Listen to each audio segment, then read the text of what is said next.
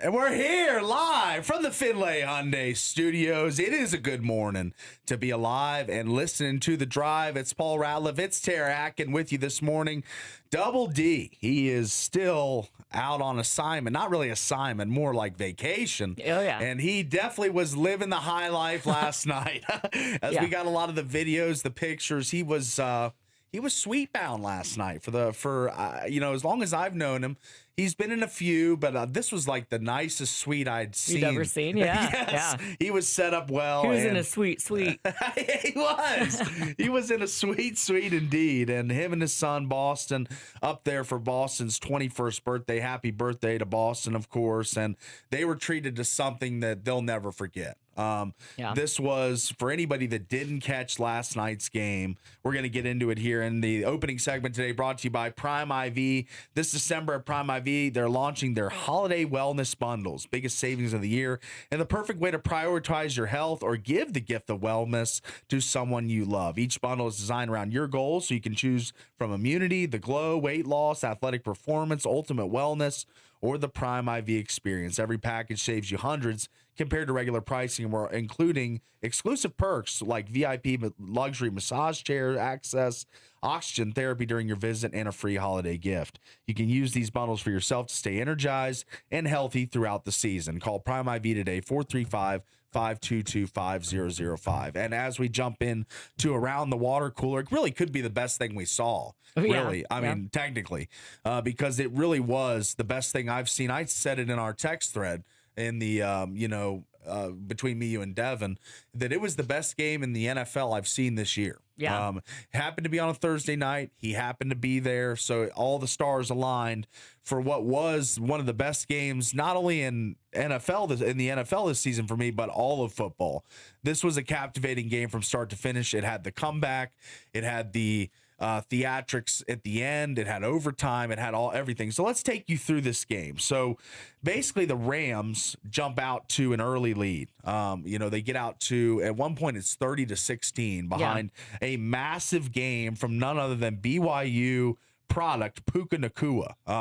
12 catches, 226 yards, and a single touchdown. And, anyone going against Puka in the fantasy playoffs, that's got to be tough because he just put up a huge number. Well, I'll have to check what it was. It had to have been over 50. So, and this was one of his touchdowns. This is late in the game.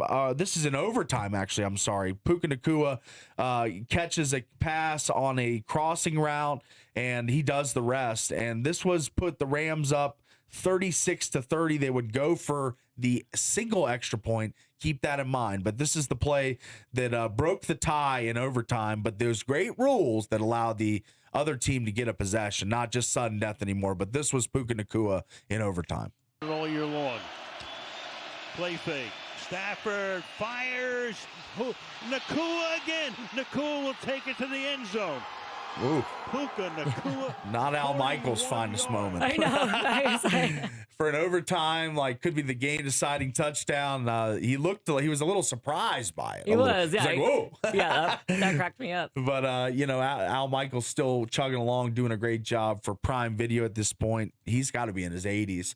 But that touchdown put the Rams up 37-30. So then we would go down to the other end. The Seahawks would go on a heroic drive down the field, facing, basically losing the 1 seed if they lose this game because, they've clinched a playoff spot. The 1 seed's still up for debate, depending on how the final weeks play out. But we knew this game was very influential in determining who was going to be the top seed in the NFC. 2 11-3 teams facing off in Seattle last night. And how about this? Jackson Smith-Njigba becomes the 4th player in NFL history with 1,500+ receiving yards and 10+ receiving TDs in a season prior to age 24, and probably none of his touchdowns bigger than this one last night. Darnold, play fake, looks, throws, caught! Smith-Njigba. Now comes the... Yeah, now. The game was a 1-point deficit at that point, and then the very next play, we've got it, the OT winner coming here from an unsuspecting source on the Seahawks, as Jackson Smith and Jigba, Rashid Shaheed, Kenneth Walker all out there. And, you're thinking the defense is going to spy in Jigba. He just caught the touchdown. They're going to watch him. They're probably going to double him. So then the Seahawks go, all right, maybe we got other options. We got Barner, we got Kenneth Walker, we got all these guys. But Eric Saubert was the guy. Have you ever heard of him? I have not. This was the first time I've heard of him. But he slips out of the backfield, kind of leaks out late. They've got trips to the top, as people watched on YouTube and saw the play last night. They got trips to the top, and they've got nobody the trips to the bottom, nobody at the top. And, all the defense is allotted to the bottom, and they just slip out Saubert and leak him out late, and he's just wide open standing in the end zone.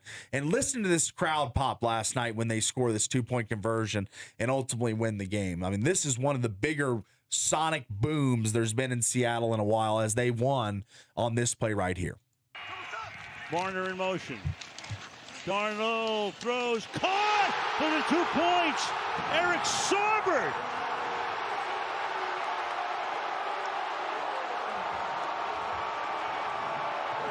They throw to a guy who hadn't made a catch or was targeted all night long.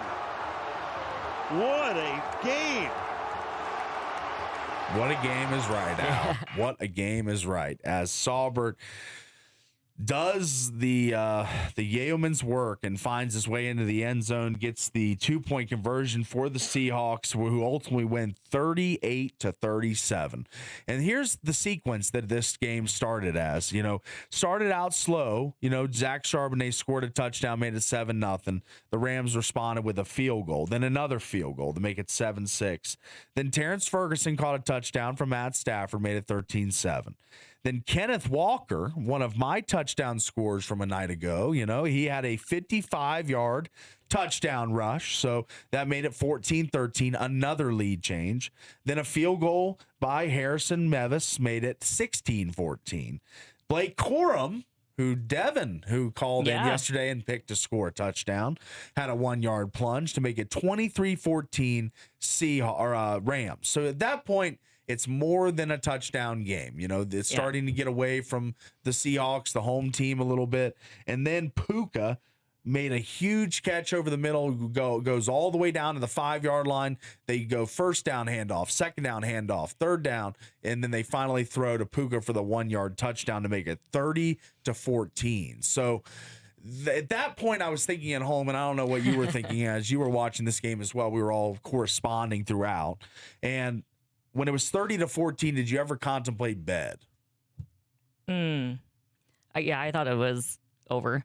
Okay. Yeah. So did you contemplate bed? Bed? Like going to bed, like calling it quits on the game, saying this is a loser. No, I was still going to watch it. I was going to finish okay. it out. But yeah, I thought it was over. Okay. So you were not thinking about leaving the game, but you thought it was over. And there was several times I thought it was over. Like even after the Rams scored in overtime, went up 30-7-30. I was like, that's it. Yeah. It's you didn't done. think the Seahawks would respond. I didn't think they'd come back. So yeah. But they did. Yeah, at one point, awesome. the game was hanging in the balance 30-14. Yeah. And then the Seahawks, I think we do have to get this play. I'm going to try and find it for us on the spot. But Rashid Shaheed made the biggest play when the Seahawks were drowning, grasping for any chance in this game.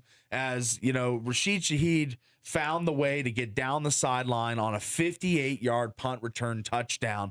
And this electrified the crowd. This was a point in the game where the Seahawks were hanging in the balance. It's 30-14. They're really grasping and hoping for a big play any way they can get it. Sam Darnold has thrown 2 picks already. You're thinking, I don't know if the big play is going to come on the offensive end, but how about this? Not on defense, not on offense. Well, they always say there's 3 phases to football, and you got to be detail-oriented in every phase.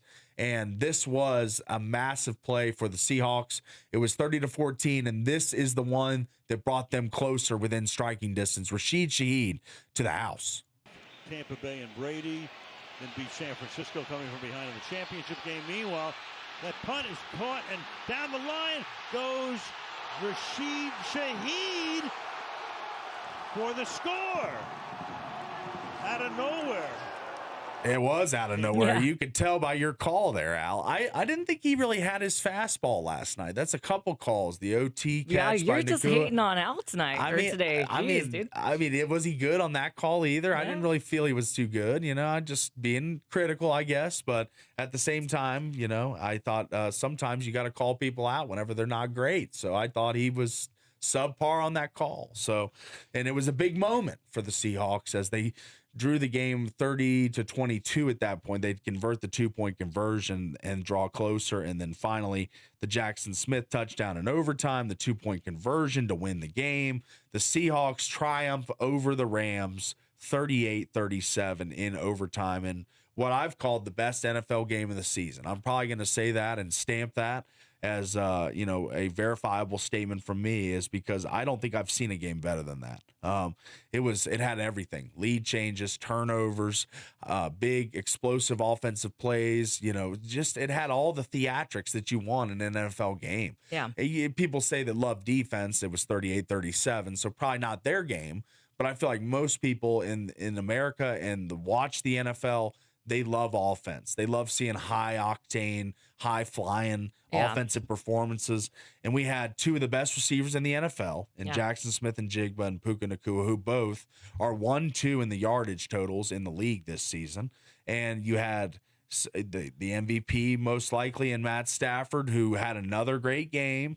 Almost threw a pick. It would have been his 6th of the season, that one that Ernest Jones dropped on the ground, but he did not. He had a clean sheet. I mean, it was a very good, aesthetic game. Like, it just looked pretty to the eye. It was fun to watch. There was a lot of tense moments. Like I said, it really had everything. And I just feel as if, I don't know if who wins this game is going to be the 1 seed in the NFC, but it feels like the Seahawks deserve it after that. That just felt like it took a ton of mental and physical strain and effort, and they were able to somehow triumph through, because at many points in this game, it looked like the Rams were going to run away with it. And I thought that. I texted you, I feel sad for Devin, whenever they were down 30-14, and I was like, this is pretty much cooked. And, the amazing comeback. I must say, sometimes I doubt the comebacks, even the home team, because they looked dead and buried at 30-16. I mean, it really did look like they were up against it. It was going to be a sad home crowd going home that night. But to the Seahawks, to put credit, give them gold stars, give them brownie points, whatever, they never quit. And that's the most important thing in football, is to never quit when you get down, because the scoreboard can change in an instant, but you can't give up. And Rashid Shaheed, I feel like, was the reason this game changed. If I were to name one X factor, I would say that kick return for 58 yards, where they were dead, they were kind of dead in the water on offense, not really moving the football, not having sustained drives, not converting third downs. Yeah. So they needed a spark, and they got it from their trade acquisition, who they got from the Saints. And that was one of the bigger moves of the deadline. And it's always nice to see a trade pay dividends for a team that takes a risk at the deadline. So Rashid, he's been coming on the last couple of weeks, obviously a Weber State Wildcat. So really nice to have a Beehive State college participant, playing really well in the NFL and making a mark on, of course, the doubles team. I mean, I'm sure he's the biggest Shaheed fan in the country today, because he brought his team back from the dead last night. So for anyone that missed Thursday Night Football, that was the quick video or the audio recap with some big plays from the game. And now you look at the NFC playoff picture, as it really has cleared up after that game a little bit, because now the Seahawks take over the lead in the NFC West. And the NFC West at 12-3, the closest competition to them is the Bears at 10-4, who play the Packers this week. So, I think the Seahawks, Rams, the winner of this 1 seed in the NFC, will come out of the NFC West. Will it be the Rams? Will it be the Seahawks? And we've broken down the game, but now the last 2 games for each team. Wanted to run through those really, really quick before we get to a break. The Seahawks got the Panthers and Niners to end the season. Panthers on the road, Niners on the road. So that is 2 massive games. The Panthers still in playoff contention. They got a massive game against the Bucs this weekend. They're 7-7. They've been playing much better this season. That's a road game, but Seattle's favored by 7.5. they're probably not going to be 7.5 point favorites against the 49ers, who are 10-4 and having a good year. So this division in the 1 seed could hang in the balance till the final week. The Rams, a little easier slate. They've got the Falcons, which they're a 10-point favorite against this weekend, and the Cardinals at home. So they've got a 3-11 team and a 5-9 team down the stretch. So the Seahawks have the much tougher competition, but also maintain a 1-game lead in the division. So they could lose one and still have the tiebreaker for winning the last game over the Rams in the head-to-head. So realistically, the Rams need the Seahawks to lose a couple, and they need to win out. So that'll change things up. But for now, it looks as if the team that got rid of their quarterback, moved off of Geno Smith, moved off of Pete Carroll a couple years ago, went in a new direction with Mike McDonald, who was the Ravens defensive coordinator. And he's come in and built something in Seattle. Last year, I didn't really believe in them. They didn't make the playoffs. Their quarterback situation wasn't great. In comes Darnold. I thought Darnold he had a great year in Minnesota, over 30 touchdowns, won 14 games with the Vikings.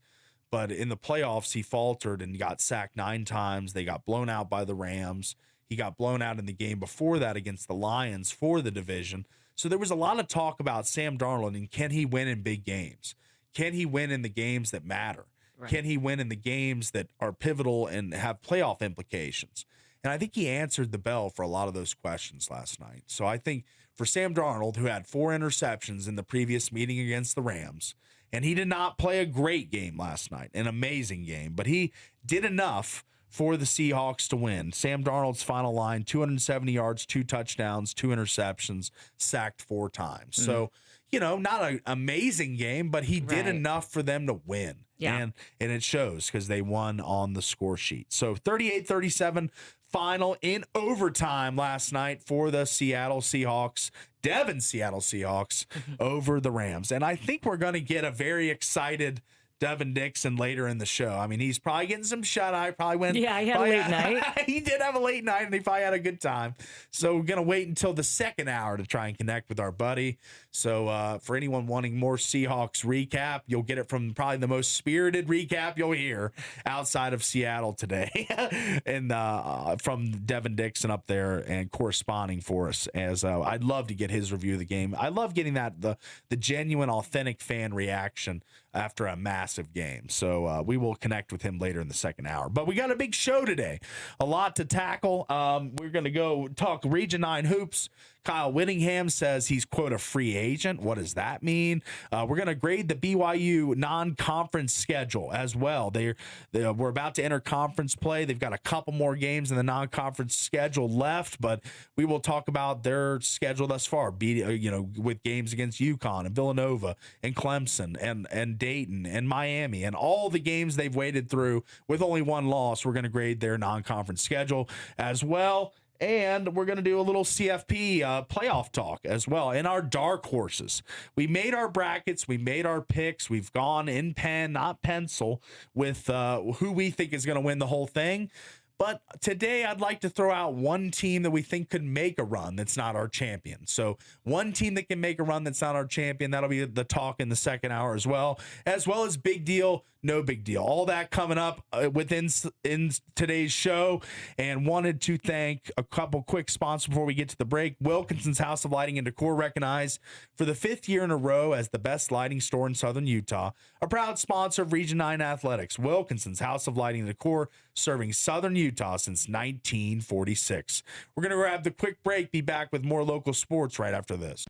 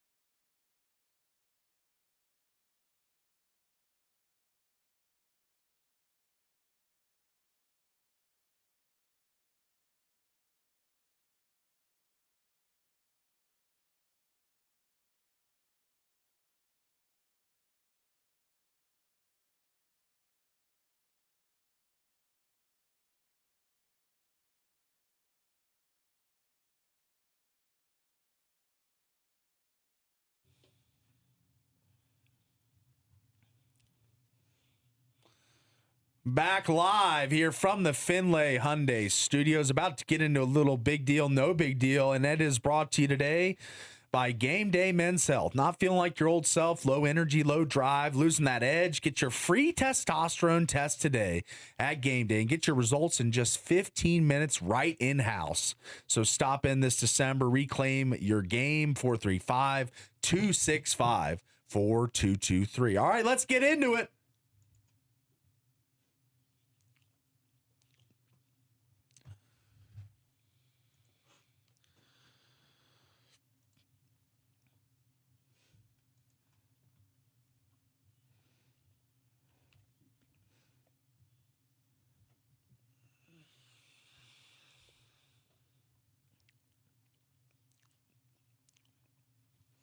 All right. Big deal, no big deal. Like I said, brought to you today by Game Day Men's Health. Let's get into it, Tara. Here we go. Big deal, no big deal. Puka Nacua goes nuclear. 12 catches for 226 yards and 2 touchdowns in the loss. That's right. Amazing game. Big deal.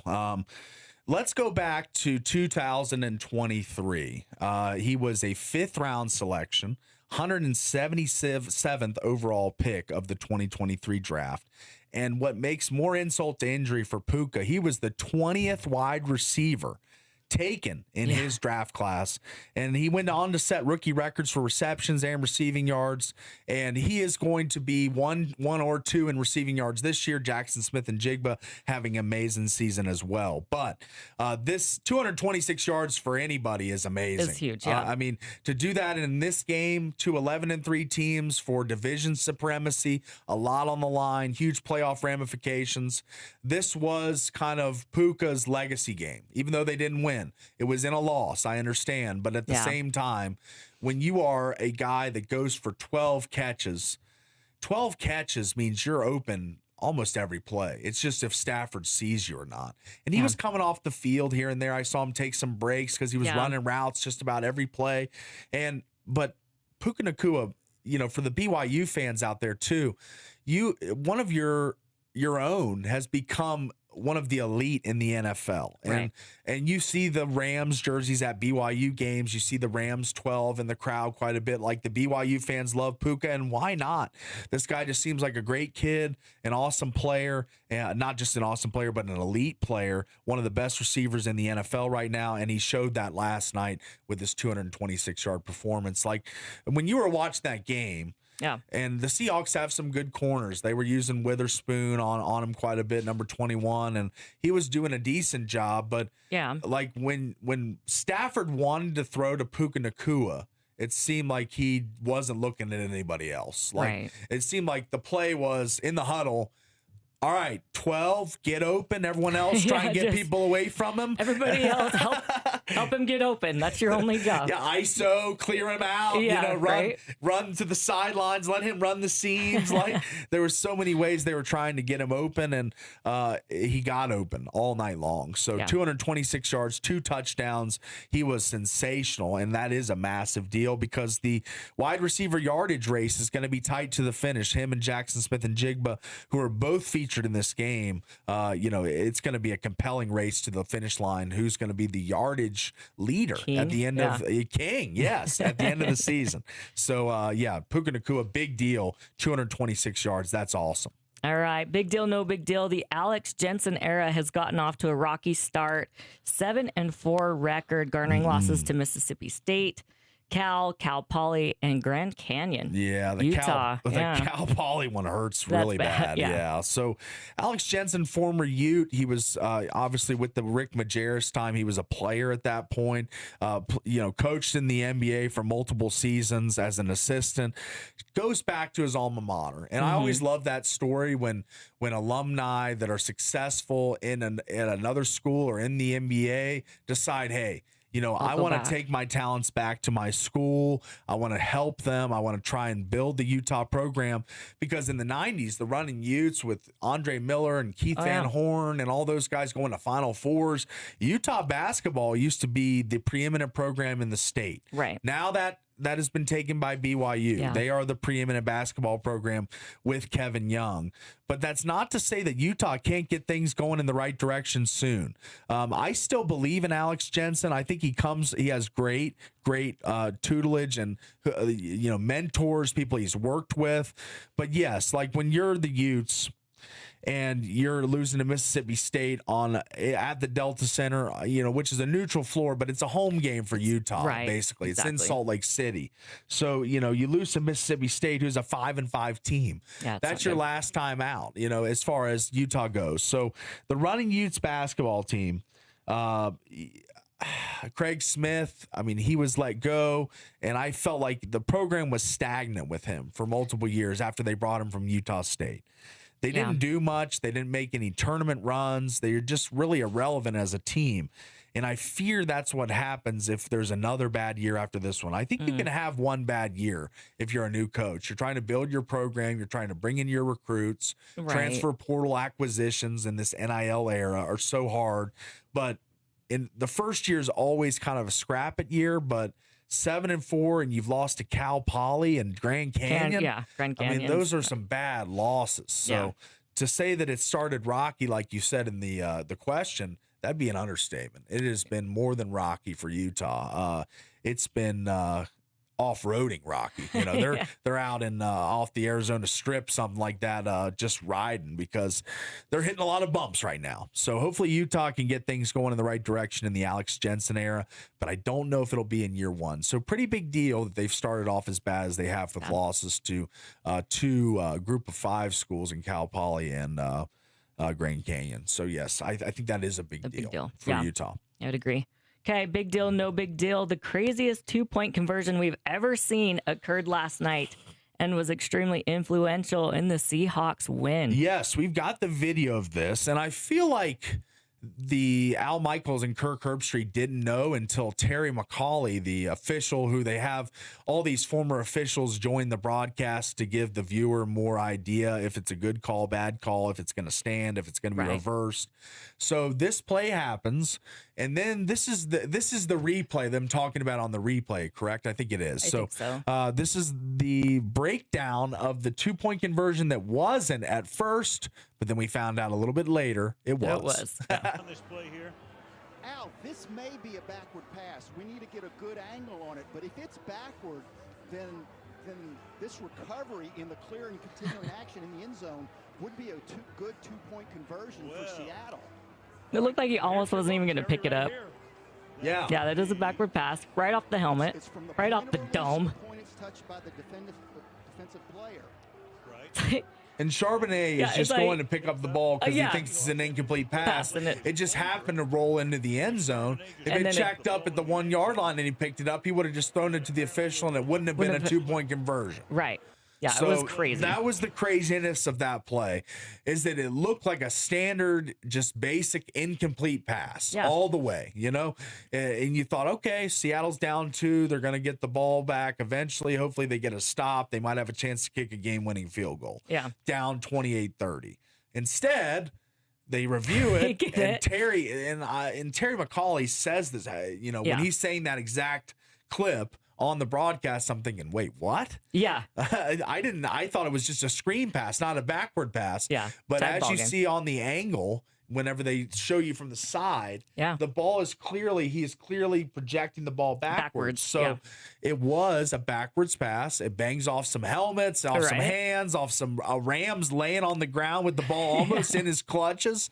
But, it ends up being in the hands of Zach Charbonnet, who honestly, I think is just picking up the ball to throw it back to the ref. So the ref doesn't have to walk over and go get it. Yeah. And it was like just so nonchalant. And it was, Little did he know he was scoring the 2-point conversion to tying up the game.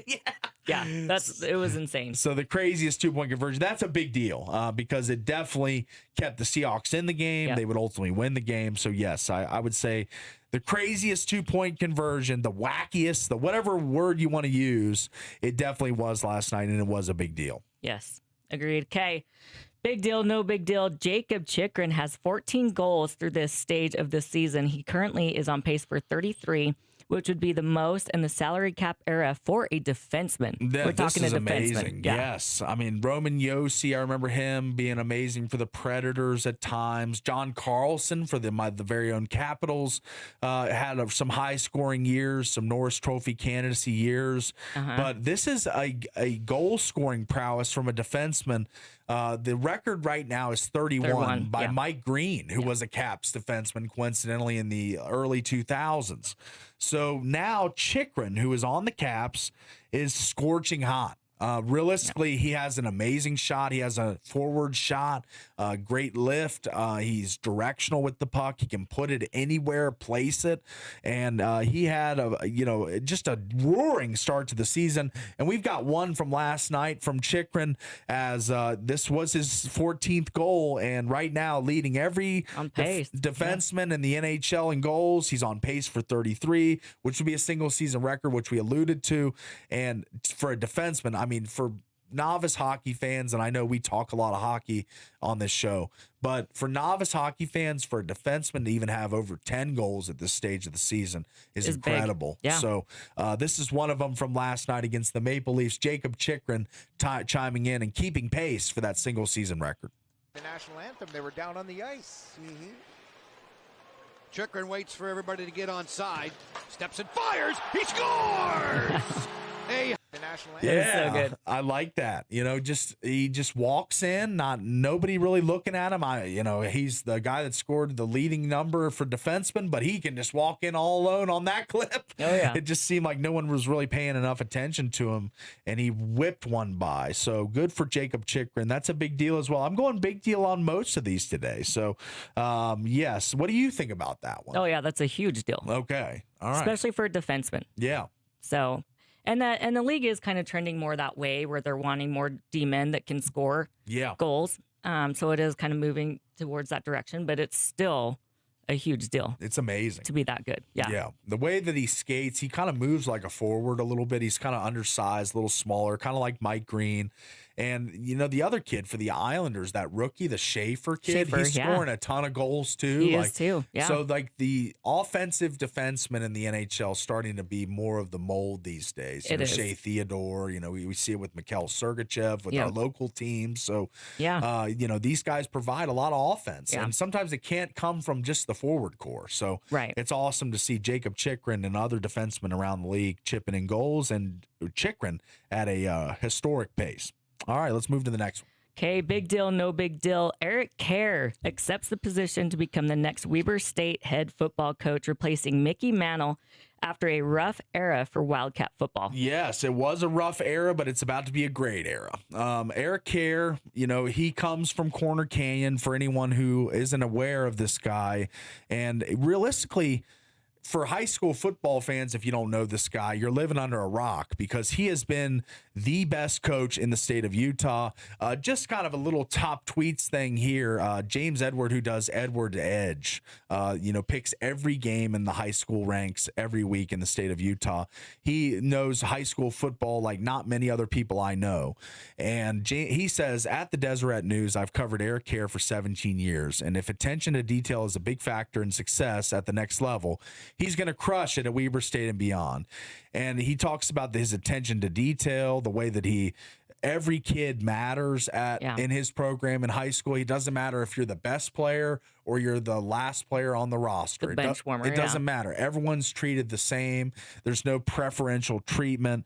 He's won a state championship with 6 different quarterbacks: Helaman Kasuga, Bronson Edwards, Isaac Wilson, Jackson Dart, of course, Cole Hagan, and Austin Keferensis. So he is one of the greatest high school coaches in the history of the state of Utah. He is going to revive Weber State football. The problem for Weber, I don't know if you can keep him that long. That's the thing. He did sign a 4-year contract. I think he probably will play out that 4 years, 3 years, but this guy, if he wins, he's young. I Yeah. think he's he's going to be a great recruit of the state of Utah. For sure. I really believe he's going to build a fence around Ogden, keep a lot of the great players in that area, come to Region 9, recruit. I think he's going to get a lot of our players as well. Yeah. Because Weber State realistically has not been active with Region 9 recruits the last couple years. Like, we haven't sent many players to Ogden out of Region 9 in football or basketball. So Right.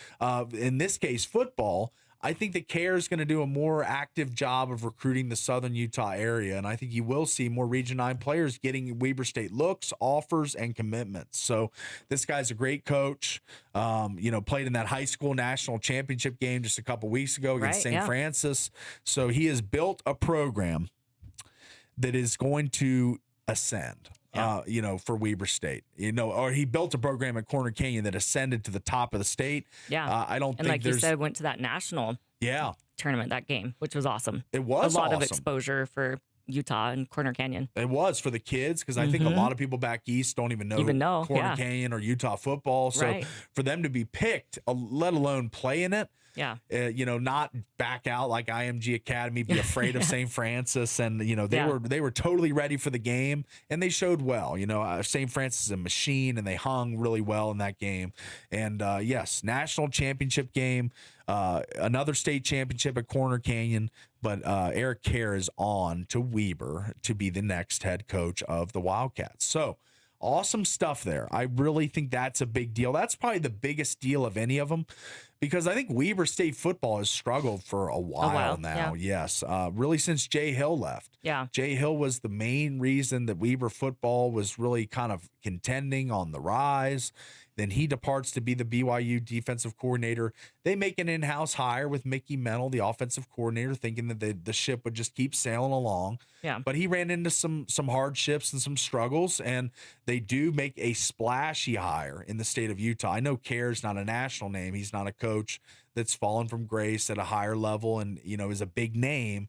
But people that are in the state know that this is going to be a successful hire for Weber State, and I believe that wholeheartedly. So really happy for Kerr and the Wildcats getting him. All right, well, that'll bring us to the end of the big deal, no big deal segment today. I went all big deals today, so we had some very captivating headlines.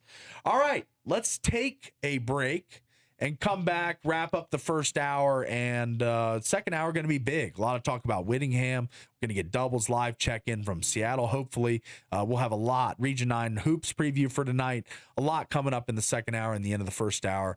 Has been a good show today. We're going to take the break, and that segment brought to you by St. George Tint Shop. Make your vehicle look good, feel cooler, and protect your ride. Book your tent today. Just call 435-704-8657 or Google St. George Tint Shop today. That's 435-704-8657. We'll grab the quick break. Be back after this.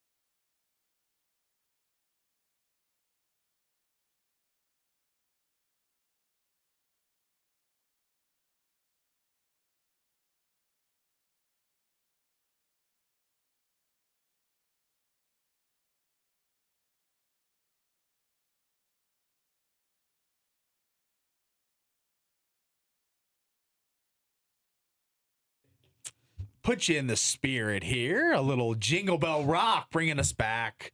And today's show brought to you by Prime IV, PrimeIVSTG.com to book an appointment or call 435-522-5005. It is the wellness bundle season at Prime IV. They've got the immunity, the glow, weight loss, athletic performance, ultimate wellness, or the Prime IV experience. Go check them out, PrimeIVSTG.com. And this subject has been one that I've really been intrigued throughout the entire offseason by, and that is the ascension of BYU basketball to what they are right now. They are currently sitting number 8 in the country at 9-1, with their only loss to one of the preeminent powers in the sport in UConn. So, and that was a 2-point loss, and they were down. Close. They were down big in that game and came all the way back. Right. So when you look at BYU, and the exercise we're doing here is grading their non-conference. As you know, January kind of begins the slog that is the Big 12. So many good teams in the top. You know, you're talking about Iowa State, Arizona, Houston, Kansas, Texas Tech, all ranked within the top 25. And it will be a murderer's row for BYU. They're going to have it every night. Yeah. But the thing about them is they've had it almost every night in the non-conference schedule, in the non-conference portion of the season. So when you look at that and you want to grade BYU and you want to throw stones at the house, you know, as far as trying to find things that they've done wrong this year in the early season, but they started off so well with that win over Villanova, 71-66, because that was Kevin Willard taking over at Villanova. You know, they fired Jay Wright's protege, and they moved forward with Kevin Willard from Maryland. A lot of excitement about Villanova basketball. BYU goes in, gets the 5-point win. They then take care of Holy Cross, Delaware, and, you know, some less competitive games for BYU. But then comes the big one, the Hall of Fame series in Boston. Yeah. They were losing big at the half. It was 43-32. They were down by 11 points. They storm all the way back. They score 52 points in the second half to make this an 86-84 final. And this is kind of whenever you said, all right, they didn't win, but they've put the entire nation on notice. They just competed with one of the best programs in the country. Yeah. Yep. Exactly. So, go ahead. Go ahead. No, you go. No, go ahead. no, you go. Okay. I forgot what I was going to say. Oh, okay. And then they do go to the next game in the Bad Boy Mowers Classic series, I should say, in Salt Lake City. Another great program, Wisconsin. They absolutely drum them 98-70. And then, you know, they get into this Terry's Chocolate Invitational down there in Orlando, and they play some more good teams. So, like, just in the first 5 games, they've played Villanova, UConn, and Wisconsin. So, to say BYU tested themselves in the non-conference would be an understatement. They absolutely answered the bell with playing tough teams and going out and scheduling and not being afraid of anybody with a young team and a new roster. Yeah. So the Bad Boy Mowers, they defeat Wisconsin. Then they go down to the Terry's Chocolate in the Orlando Magic bracket, and they defeat Miami 72-62, another game. That was a big game too. That was, because, again, this was another game. They're down 33-29.5. Yeah. So this really proves that this is not only a team that can jump out on you early and get out to a big lead, but they can make halftime adjustments. Right. Kevin Young does a great back. job in the locker room trying to teach these guys and instrument plays and adjustments really that are going to impact the game in a positive manner for BYU, as it did when they took down Miami.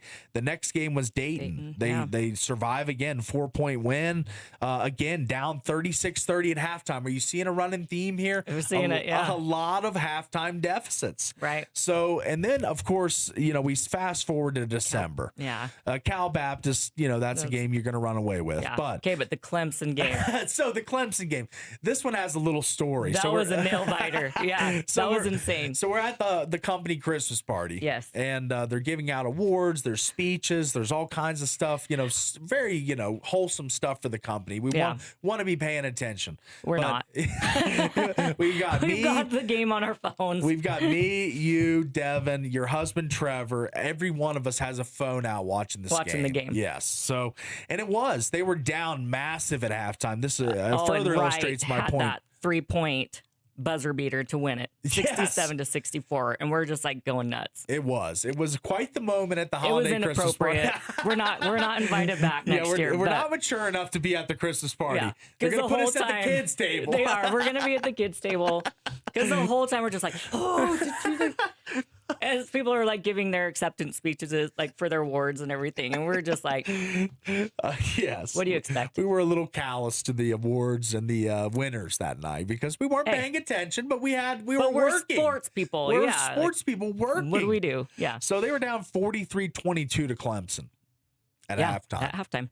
And then score 45 in the second half to win 67-64. So what I've learned about this BYU team in the non-conference is, one, they're resilient. They never really worry about getting down. They never worry about, a big deficit to come back from, because at the end of the day, they fall back on their talent. They've got the best player in the country, in my mind, in AJ DeBonza. Yeah. He looks to be the best. I mean, he might win the Wooden Award. He might be a guy that can ascend BYU to heights they've never been. This is a program that's never been to a Final Four. Is that possible with AJ? I think it is. I think so. So let's grade their non-conferences. We're down to about a minute in the hour. I think it's impossible not to give them anything more or less than an A-. You could really go A. Yeah. I mean, there's been a few, like you said, Cal Baptist, and a few of those that are just not great. But every team has those. Yeah, you do. Yeah, All of every them. team has that in the non-conference. So, grading their schedule, I think it's an A schedule. And if they were to wade through this with one or less losses, I would say it's an A. I'm going to go A-, because I feel like they have tested themselves and they've answered the test. And they've passed it with flying colors. So Absolutely, to say that BYU is not even a dark horse, they're a contender, they're a full-blown contender for the NCAA championship this year in March. So BYU fans, it's been an amazing year in both the gridiron and on the hardwood for you. And the good times are going to continue to roll. I'll just tell you that. Good times are rolling. That's right, because this roster is absolutely loaded. All right. That is our grading the BYU non-conference. Did you give a grade? I give an A. I'd say A. A. Yeah. All right. We'll both go A. All right. Sounds good to me. All right. Let's get to the end of the hour here. And this full hour brought to you today by Wilkinson's House of Lighting and Decor. Check out Wilkinson's new lamp room dedicated to lamps from simple to exquisite. Shop where the locals shop, a proud sponsor of Region 9 Athletics. We're going to be back with the second hour cram-packed on a feel-good Friday on The Drive.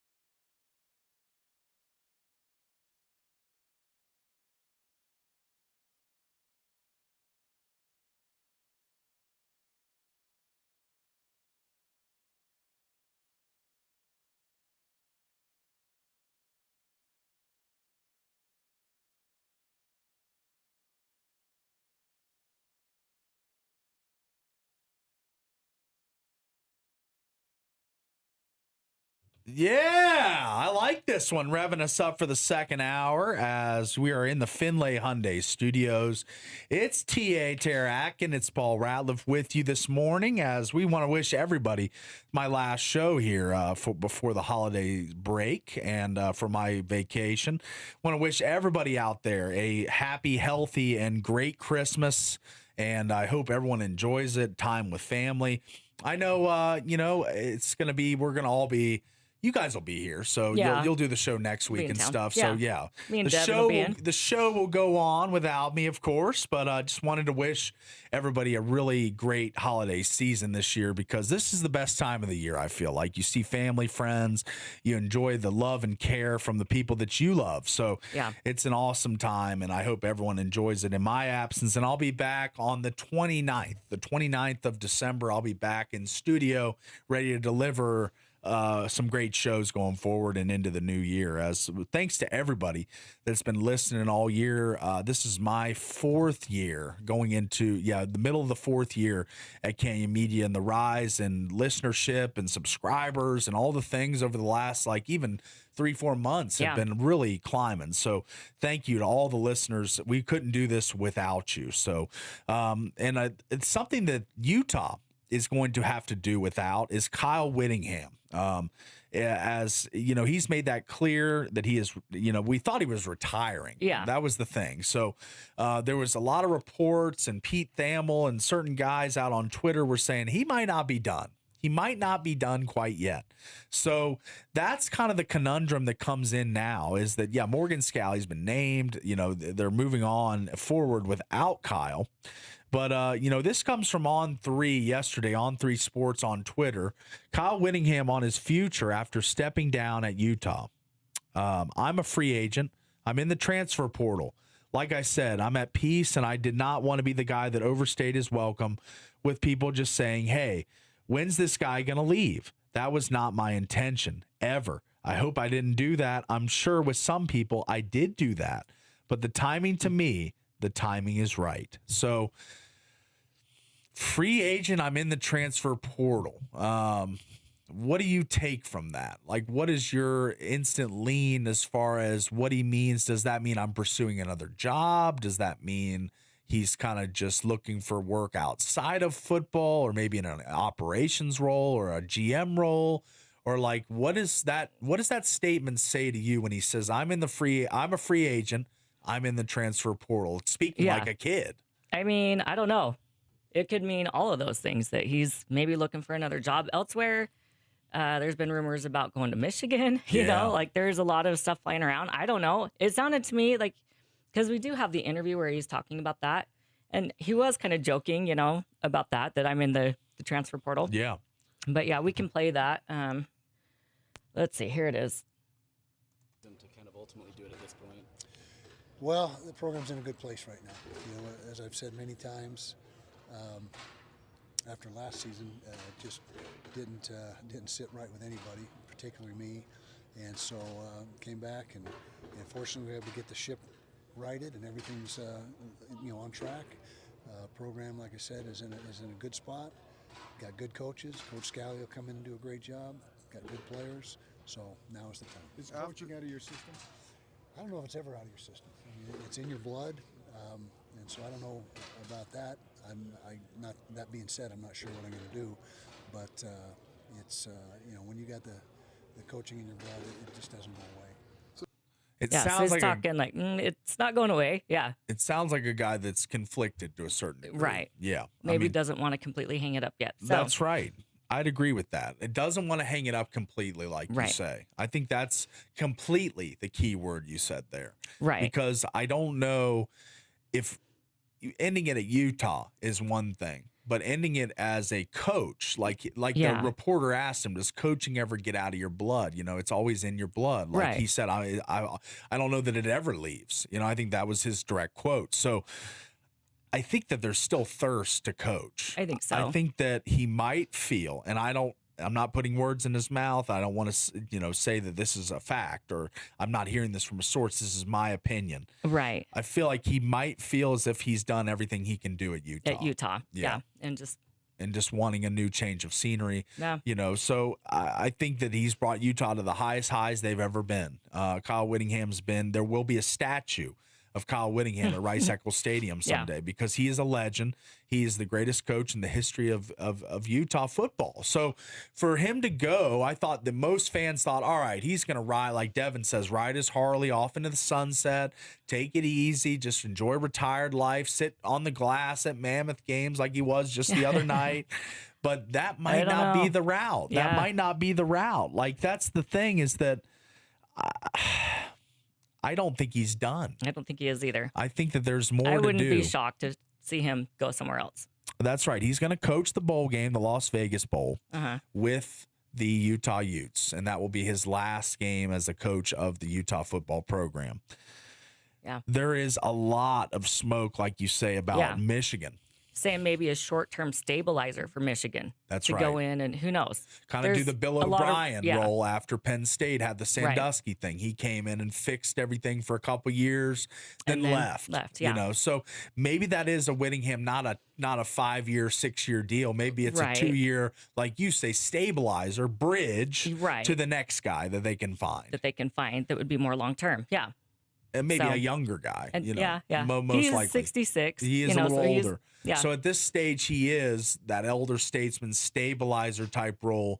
And yes, Michigan is in flux. Like, they have a lot of issues right now, a lot of rumors and widespread things going through the athletic department, running through like wildfire. So for him to come in there, he is not going to be walking into a favorable situation. He's going to have to clean up a lot of stuff. And I don't know if that Michigan job is the one he's going to lock in on, but there will be other jobs, you know, that I think that will come available. Maybe not this year, but next year, because yes, Florida's filled their job. LSU's filled their job. Virginia Tech's filled their job. Not saying he'd ever go there. You know, certain programs have already filled their positions for this upcoming season. Just Michigan, like we said. Michigan's really the only one. But like, do I really think that he, at 66 years old, wants to do a reclamation project of Michigan just to say he was the Michigan coach and say that he did it? I don't think that he needs a feather in his cap. He's already got a ton of feathers in his cap. He does. So for Michigan, I feel like it's like a Penn State Kalani thing. Like, Michigan wants Kyle way more than Kyle wants Michigan. Same way Penn State wanted Kalani way more than Kalani wanted Michigan. So I kind of feel like these Utah guys, even though Whittingham's not coming back to the Utes, he's made that clear, I just don't think he jumps at any job just to be in a blue blood program. He doesn't seem like a status symbol guy, like a guy that tries to rise through the ranks and just try and climb as high as he can, because he's had countless job offers over the years to leave Utah. You know, various years and positions have come available, and he's always stayed true to the program. So that's why it kind of catches me off guard when he says, I'm in the transfer portal, you know? And he's that quote leads you to connect dots and say, he's looking for a new destination. Why would you go in the transfer portal if you're not looking for a new destination? So that would be my thing with Kyle Whittingham is he calling it quits at just Utah, or is he calling it quits for good? That's like the major thing right now. And Michigan, yes, they're an opening, huge opening. And it's going to be, you know, depending on what happens with Michigan, because that's going to open up some jobs elsewhere, because I know they're looking pretty heavily with like Dillingham. They've been recruiting DeBoer, but he did say he wants to stay at Alabama, but you never know. They said that didn't sound ironclad. And so Lane Kiffin said he wanted to stay at Ole Miss. At Ole Miss, I know. So like, depending on, you know, maybe there will be an opening elsewhere, depending on if one of these big coaches goes to Michigan. You know, there could be Arizona State. You could see Alabama. You could see a bunch of other openings that maybe he would prefer to go there. You just never know. It's a domino effect. Like, when one job opens, another coach leaves, if that opens that leaves, job. And like, so it creates a domino effect. It does. And obviously Whittingham could see another job other than Michigan that could be more desirable to him. I'm just saying, it's a big Michigan, awesome program, one of the winningest of all time. Just won a national championship with Harbaugh a couple years ago. But the program is in a much different spot than it was when Harbaugh was there and J.J. McCarthy and Blake Corum and all those guys are seeing the confetti fall. A lot has changed since then. The Connor Stallions thing with the sign stealing, the Sharon Moore stuff. Like Michigan has kind of been a dumpster fire. Been a debacle, yeah. And like, at 66 years old, that's my thing. Does he want to come in somewhere and just be a garbage man and clean up? Yeah, I don't think he wants to do that. I think they would like him to do that. I think he could do a good job. But yeah, like you said, at 66 years old, I don't know that you really want to come in and have to deal with the dumpster fire that Michigan has been. So that's right. But yeah, if they do take a coach from somewhere else and that opens something else up, then he might be more interested in that job. Yeah. I agree. I think that there's a chance that we see him coaching on a different sideline this season. Yeah. It's got to be the right job, though. Right. I don't think the Michigan, even though there's a lot of people linking him to that job, it's kind of feels like the Kalani thing. I don't buy it. I don't think he's going to take the Michigan job. But if someone else takes, like you say, another coach takes the Michigan job DeBoer from another, maybe leaves. Or Alabama. How crazy would that be? Because yesterday I called him the Nick Saban of Utah. I know. Would that not be hilarious if he actually ended up at Alabama? Yeah, you really would be Terradamus.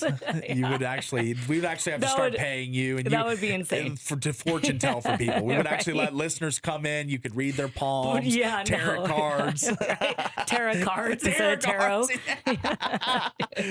Yeah. No, that would be insane. That would be. Saying. The Nick Saban of Utah actually became the Nick Saban of Alabama. That'd be amazing. It would be. So basically, yes, that's where I am with the Whittingham thing. Is I don't believe that Michigan is the job, but it feels like he's conflicted about retirement from those statements. We played the transfer portal one. We also I read the transfer portal quote. We played the one where he talks about how the program's in a good state, how he's leaving it in a good spot. He feels comfortable to leave. So yes, it seems he's come to terms with his decision about Utah. Right. But does that mean he's come to his decision about the rest of college football? That might not be a sure thing yet. Might not be finalized, yeah. It might not be set in stone. Yeah. So for anyone wondering, for anyone thinking, for hearing the quotes, the stuff that we've seen the last couple days about Whittingham, the sound bites, it's real. He is potentially looking at another job. He hasn't made it clear. He said on that clip we played, he doesn't even know yet. So maybe he hasn't even processed all the opportunities, openings, whatever it may be. So, yes, I think that there's a chance that we see him on another sideline next year. Yeah. Because I think my original statement when we started this segment, I think he's done all he can do at Utah. I think he really has. Yeah. With the resources, with everything they have, I don't think there's anybody that can squeeze any more out of the Utah football program than Kyle. So I think he feels we've reached the end of the road here. And does that mean the end of the road in college football? Maybe not. So, all right. Well, that's our Kyle Whittingham talk here on a Feel Good Friday on The Drive. I'd take him over Pete Carroll. There you go. Maybe for the Raiders. That's right. I'm going to just throw that out there. Yeah, put that in the universe. All things have to be said before they happen sometimes. Yeah. So, all right. But that segment today brought to you by Color Country Custom Coatings. JC is offering a limited time deal, $400 off a permanent ceramic coating. But hurry, this offer won't last. Call JC today at 678-283-8124. Color Country Custom Coatings. Protect your vehicle with the ultimate finish. We're going to grab the quick break. Be back right after this commercial break.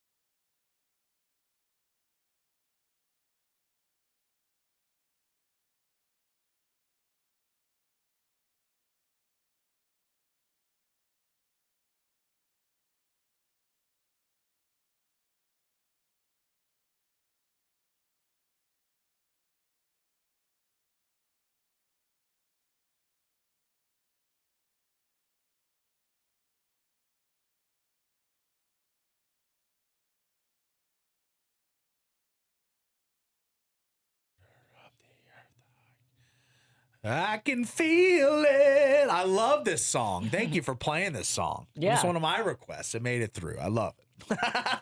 All right, let's get into some Region 9 basketball tonight. This segment brought to you today by Kabuto Sushi and Ramen Bar. Daily student specials 11 to 3 for high school and college students. Get down there. Marvell Allen, our guest in studio. He should be back soon, I hope. He was a great interview. Yeah. He is a big supporter of Kabuto Sushi and Ramen as well. And we love it there. Great food and amazing deals for the high school and college students. So get down there and enjoy some fresh sushi and ramen. All right, so tonight we've got a double dip of games we're doing on the Fan Sports Network tonight from we will be out in Hurricane in H-Town, the Tigers Den. I'm excited about this one. Yeah, absolutely. So Pineview traveling to H-Town tonight, as both these teams probably didn't have their best games the other night. I know that Pineview was closer in their defeat. They lost by 3. They even had a 1-point deficit with about 26 seconds. They were unable to get the W over Crimson, and they're coming off a loss, as is Hurricane. We were at that game against Dixie at the hangar. Yeah. Brigham Kemp had 28 he was points. amazing. He was scorching, Yeah. but the rest of the team, a lot of the help, the support, the depth scoring, Clyde Barrett did his best. Asher Blair, some of the top scorers were kind of held in check by Dixie's defense throughout the night. The on-ball defense was ferocious from Dixie, really kind of presented problems for Hurricane. But this is a new night. It is. New game. And tonight, Hurricane Pineview. Yeah. I'm excited to see Kemp and Ojegba. Yeah, going head to head. It's going to be an exciting game. Yeah. Stars of Region 9 going at it head to head, like you say. And I think that Brigham Kemp going to have more in store at home tonight. I know it's hard to top 29 points, but I think he'll be more efficient tonight. I think took a lot of shots to get those 29 points the other night. I think he will be a little more efficient. He'll get his at the basket, shooting threes, and his big deficiency against Dixie was the free throw shooting. Yeah. And the Tigers as a whole really didn't shoot the free throws well on Wednesday night. They were really struggling to get any kind of rhythm from the line. And, that's what kind of undid their comeback effort, I think, is because, Dixie would foul and they would get 2 shots and they would either make one or miss both. I mean, there was very few trips down the floor where they made both free throws. Right. So Hurricane's got to be better from the line tonight. Clyde Barrett not going to be going against Colin Simmons. He's going to be going against probably Ojegba size-wise or Schmidt. So Barrett might have a better game tonight. And then on the Pineview side, to lose that heartbreaker 66-63 the other night to Crimson, you knew Crimson had some added motivation. Pineview had knocked them out the year before the playoffs. So I knew, and I asked Pat Amico, you're kind of going into a hornet's nest with this game. And he knew that. And I think that the next game will be another classic. I think these two teams really play each other well, dating back even a couple years. So, that was a tough game for Pineview. I think they're going to respond.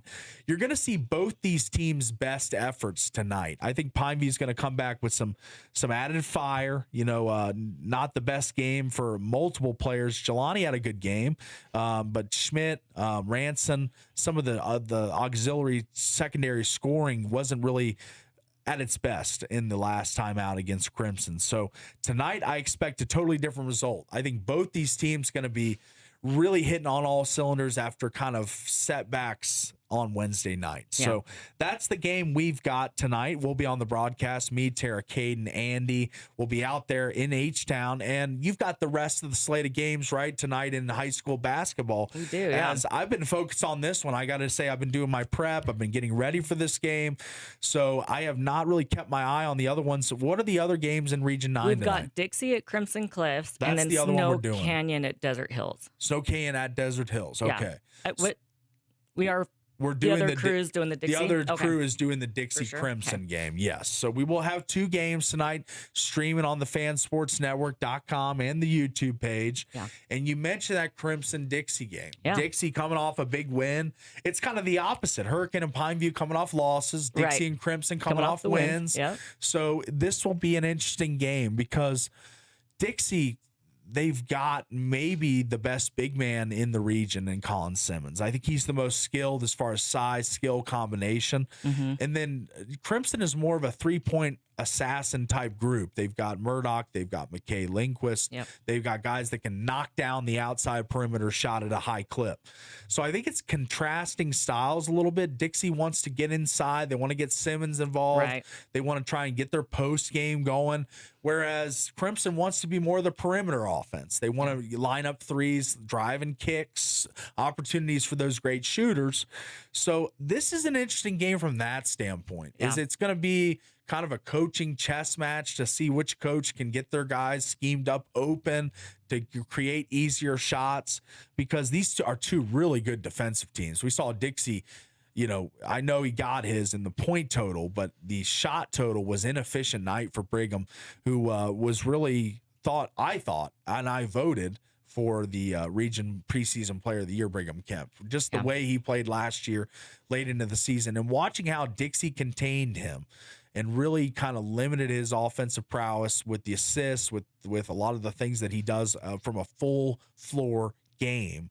I thought Dixie did an amazing job on him. Again, he got his points, I understand, but the rest of the team, he wasn't creating opportunities as much for him. He's a really good assist guy, Brigham Kemp. So Dixie did a good job against him. Different task tonight, though. Brigham Kemp is a guy that's going to drive to the basket, cut, slash to the basket as much as he can, and he's going to complement the slashing with the shooting. Whereas Crimson, I feel like more of a perimeter offense. They're going to be more oriented to taking outside shots. So the defense is going to have to be a little different for Dixie tonight. I expect Coach Roberts to have him prepared, though. As for Coach Murdoch and the Mustangs, coming off a huge emotional win over Pineview. You know, it's a team, I said earlier, dethroned you in the playoffs. You get your revenge. Some of the seniors on this year's team were on that team that was ousted last year. So they were playing with some added motivation. I just hope they don't have a hangover game after that highly emotional win, tight game, 3-point victory.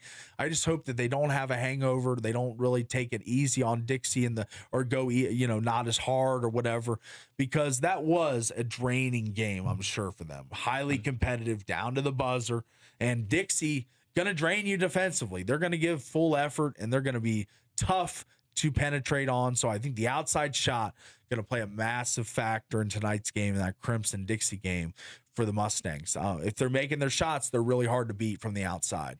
Like if they make their outside shots, it's a tough out when you play Crimson. So those are the two games we'll be doing tonight. And then the Snow Canyon Desert Hills game, the trio of games tonight in the region. Snow Canyon had the win over Cedar last time out. Good win for them as a young team. Reggie Mackey, of course, the lead dog, the senior. But it's a young team. I think they're going to build throughout the year. Coach Ball does a great job defensive, like philosophy-wise. They are a really good defending team. I just feel as if their offense still coming a little bit. Isaiah Thompson, some of the pieces around there getting more comfortable. I watched them at a one-game set against Juan Diego.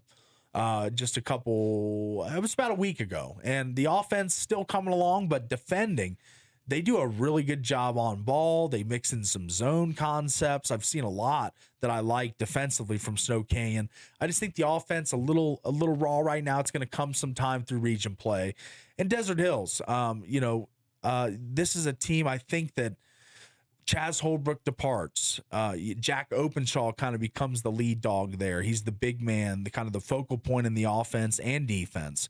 So wondering how they combat Snow Canyon, who's not the biggest team. Isaiah Thompson is their big guy, but Jack and Isaiah's matchup tonight probably will prove pivotal in who wins this game. So those are your 3 games set in Region 9 hoops tonight. It's going to be a really fun night. I'm really looking forward to getting out to Hurricane. This is my last day before I head back east, so this will be my last game I call for a little bit. So really going to enjoy this one from the Tigers Den. We've got the Dixie Crimson game on the broadcast as well. I believe that one will be Ben Lindquist and Eric Ludenbach, who guest color guy for Devin. I think he gets back on Saturday. Right? Yeah. So Devin comes back Saturday. Tomorrow. Yep. So we'll get him back in the fold coming next week. And but for this game this Friday, it'll be Ben Lindquist, Eric Ludenbach, and me, Caden Terra out on the Hurricane Pineview game. So those are your slate tonight.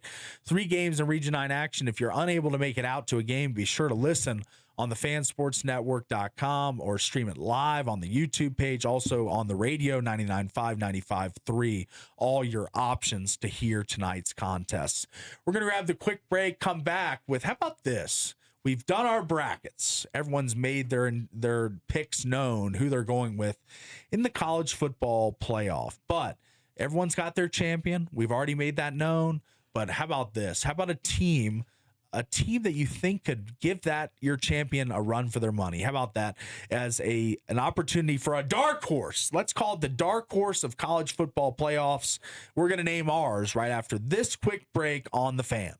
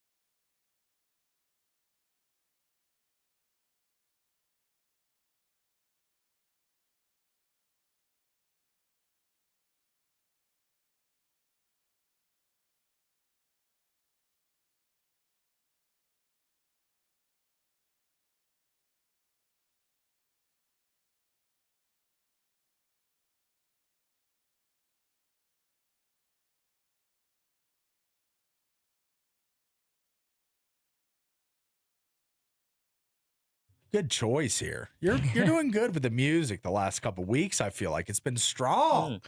All right, in this segment today, as we're going to get into college football dark horses here, and the holidays are here, and at Prime IV, they're making it easy to take care of yourself or give the gift of wellness.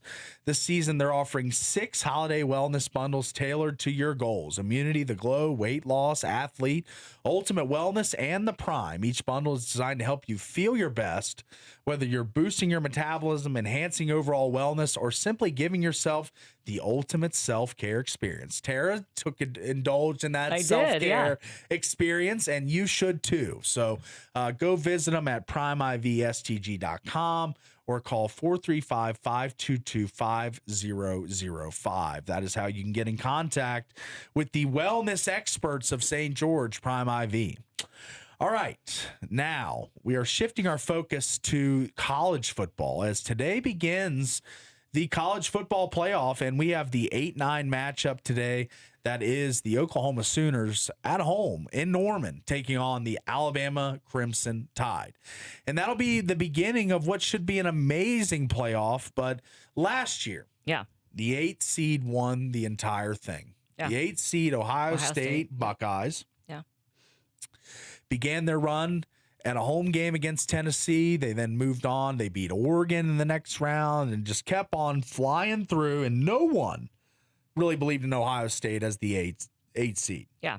So my question I pose to you today is, what team, other than your champion, which you went Indiana, correct? I did, yeah. You went Indiana. And I went Texas Tech. Okay. So those are the two teams that we've chosen as our champions in Penn. Yeah. There's no alterations, no changes, and that's not what this exercise is. Yeah.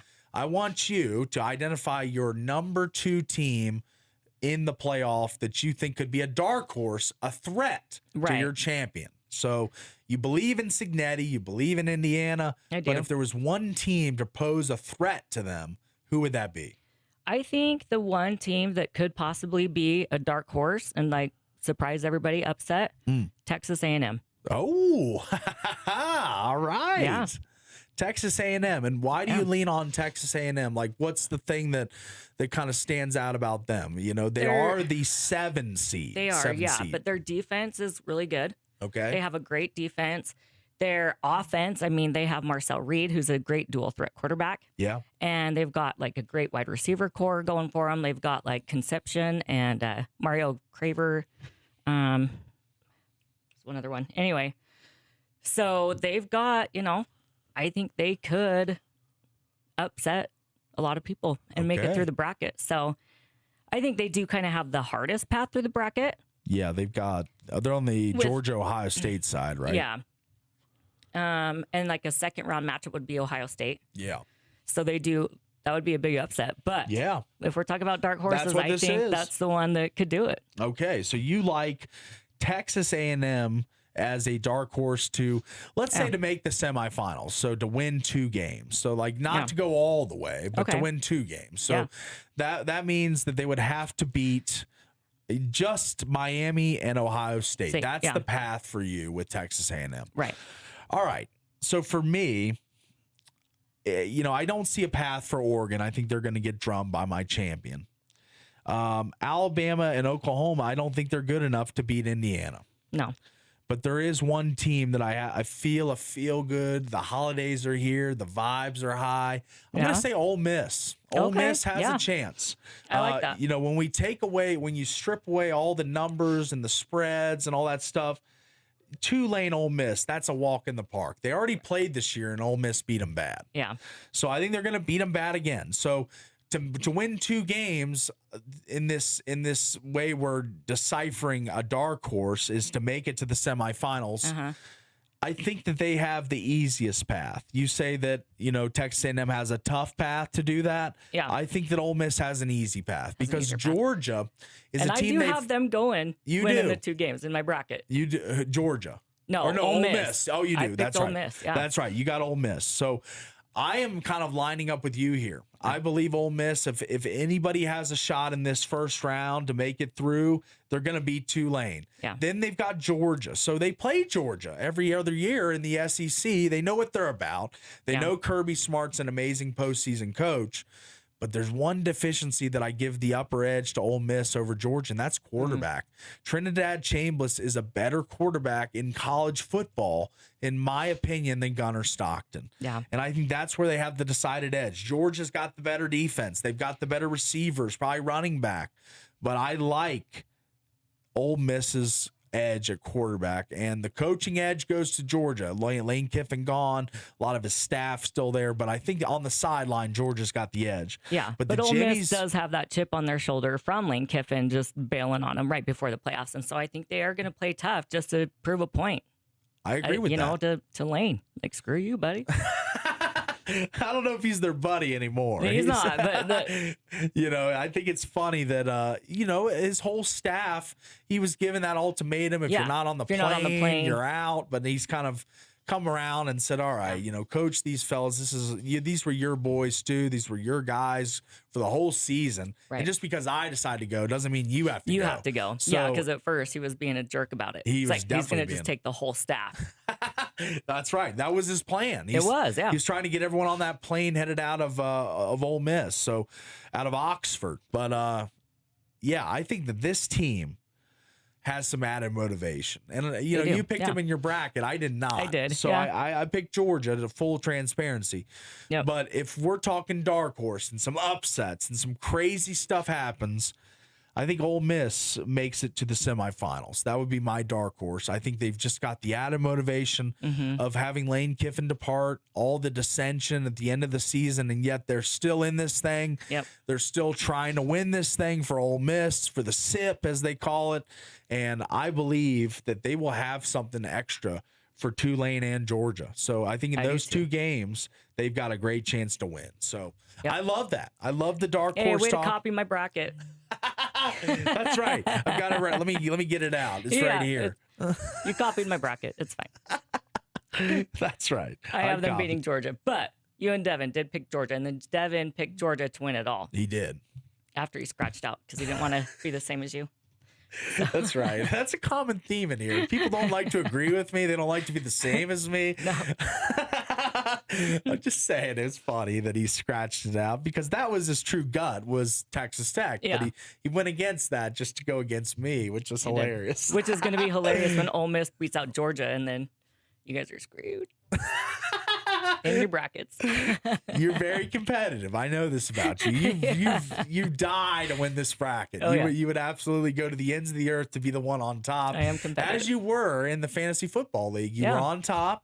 And you went out as you did fall, but you went out on top in this studio. In this studio. As the best fantasy football player in this studio. So now you want to live on that title, build onto your trophy case. Football. College football bracket champion, March Madness champion. Soon you'll be encompassed with trophies from just the studio. We need to start getting trophies. And we actually do need a trophy case for in the studio here. We do. With everyone's awards and stuff. That'd be amazing. Yeah, it really would.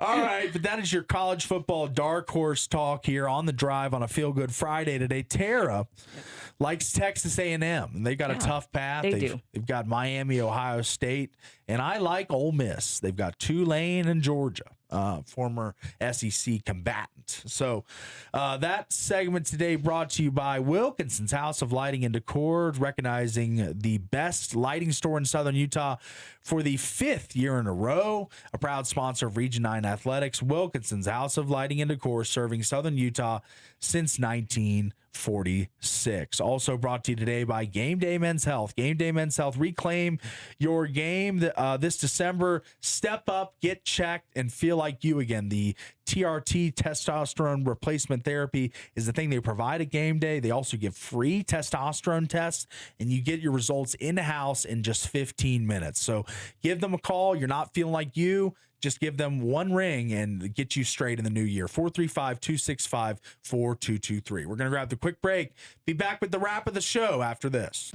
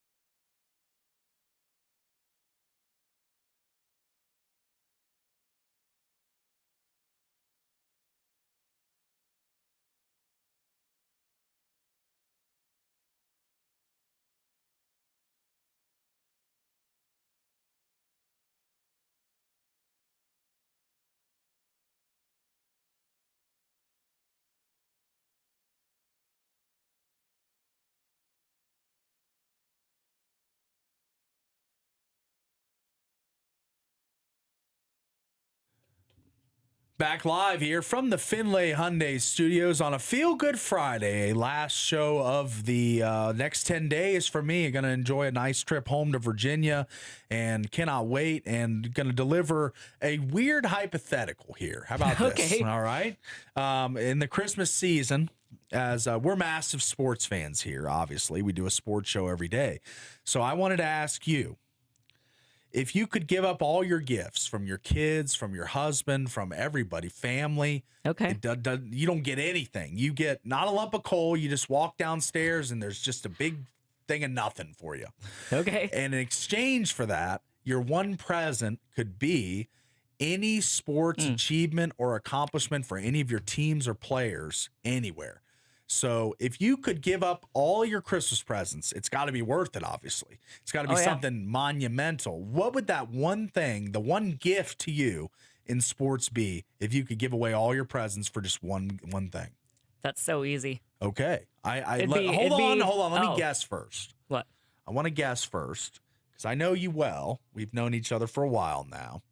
I know your sports tendencies. I'm going to say the Kraken hoist the Stanley Cup. You got it. I got it. Got to drink from that cup, baby. There you go.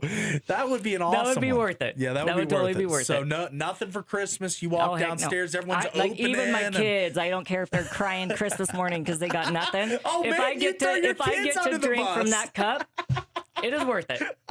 I said just you. You're Oh throwing no, your kids I would in the even mix. my now. kids too. Boo-hoo. That's I'm drinking from that incredible. cup. Okay.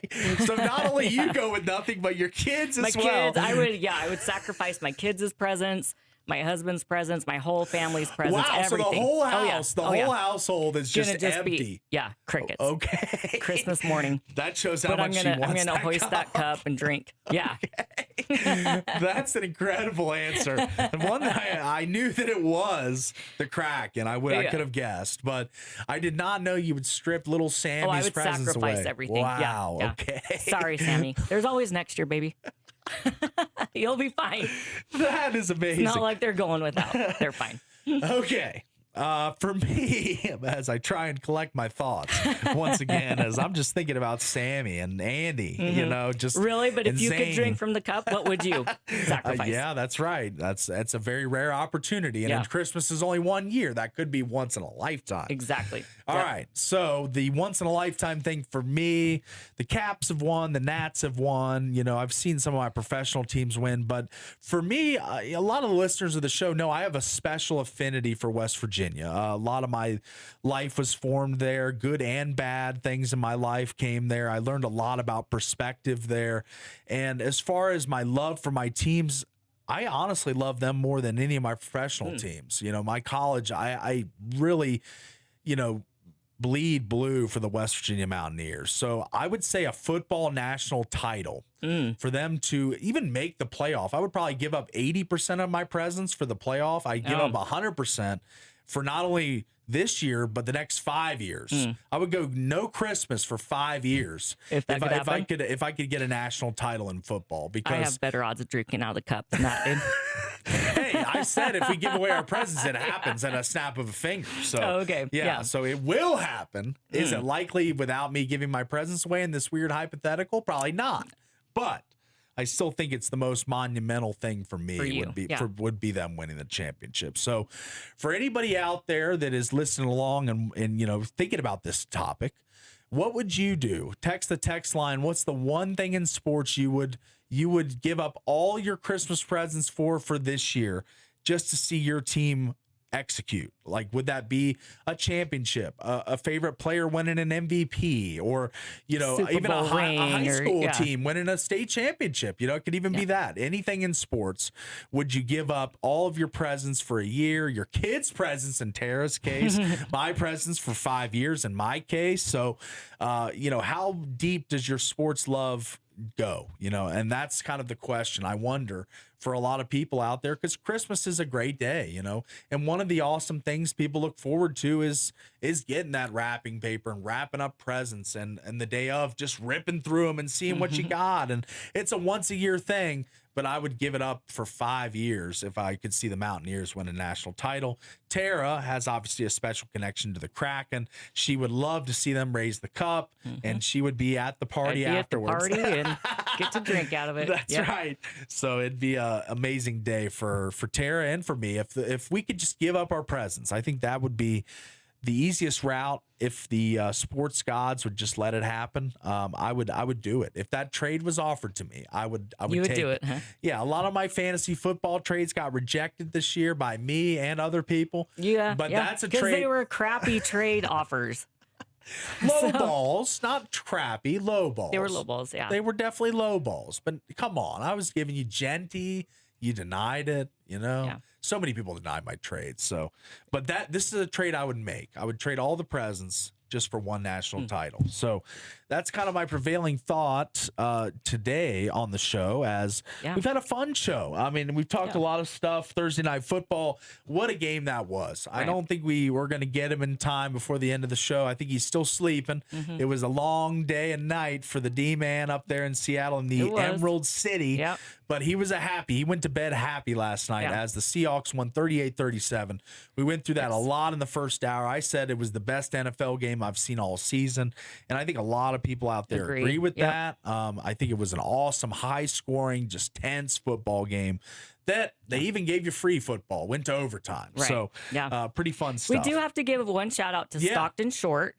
The Utah Tech men's soccer. He was drafted yesterday, pick 81 overall. He's going to go play for the Seattle Sounders FC. So that is awesome. That is amazing in the 2026 MLS draft. So that's pretty cool. Good to see one of our own go on to the next level. Yeah, and, a local going on. That's right. Awesome to see a baseball, football, any sport soccer, any sport we're able to produce a pro out of this town in St. George. That's awesome. And Stockton, congrats to you, my friend. As I think we've had him in studio before. I believe so. Yeah. Yeah, we have with Coach Johnny Braunhead. They came in once, so we've met him before. A great kid, and that's why I had to give him a shout out. He is a good kid. Awesome kid. So it's good to see him head on to the next level. So we are down to about 2 minutes in the show. So just want to thank some sponsors today. Today's show brought to you by Zag, Protected Better. Get $20 off phone repair at the 2 St. George or 1 Cedar City Zag. Just mention this radio special, and that $20 will be taken off of your total at Zag. Also, want to thank Coral Canyon Golf Course. Celebrate their 25th anniversary. It's coming to a close, and play great golf for a great price. Call for tee times today, 435-688-1700. That's 435-688-1700. 1700. And also Game Day Men's Health. Not feeling like your old self, energy low, drive low, losing that edge. Get your free testosterone test today at Game Day Men's Health and get your results right in-house in just 15 minutes. So Game Day Men's Health, call 435-265-4223 today. Game Day Men's Health, reclaim your game. And St. George Tent Shop, make your vehicle look good, feel cooler, and protect your ride. Book your tent today. Just call 435-704-8657 or Google St. George Tent Shop today. Color Country Custom Coatings, JC is offering a limited time deal, $400 off permanent ceramic coating.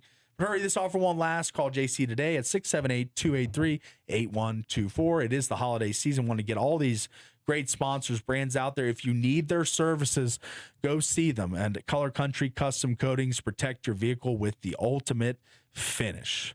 And man, it has been a fun show today. Really enjoyed all the content. I'm going to be out for a while. You won't hear me for about a week and a day or so. So looking forward to getting back behind the mic after a nice, restful holiday vacation. And Tara, have a great time with the Dublin studio. You two hold it down for me. I'll be anxiously awaiting my return and looking forward to it. But that's going to do it for us today. For Tara, for myself, for everybody out there, have a very Merry Christmas and a happy holiday season. We'll see you.